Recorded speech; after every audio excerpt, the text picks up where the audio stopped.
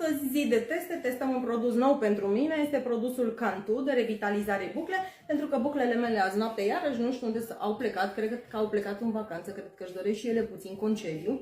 Și o să aplicăm pe părul uscat, pentru că acest produs se poate aplica atât pe ud cât și pe uscat, și lucrăm pe secțiuni. Prima dată o să secționăm zona aceasta de păr, cea de top, și o să aplicăm pe secțiuni prin pulverizare, miroase foarte frumos, și apoi o să usuc cu difuzorul. Revin cu rezultatul.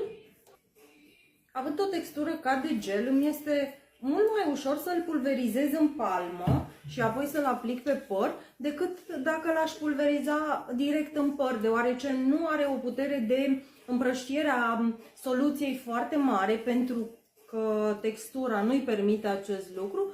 Dar din câte observ, buclele încep să-și revină, chiar dacă este aplicat pe uscat, și sincer chiar nu simt nevoia să îl mai usuc cu difuzorul. Mie îmi place părul să aibă așa un pic de frizz, mie nu-mi plac neapărat buclele super bine definite, acum fiecare cu dorința și plăcerea lui.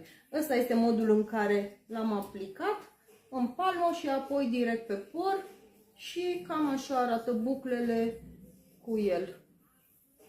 Normal că nu este la fel ca și cum ai aplicat produs direct, însă mie îmi place cum s-a aranjat.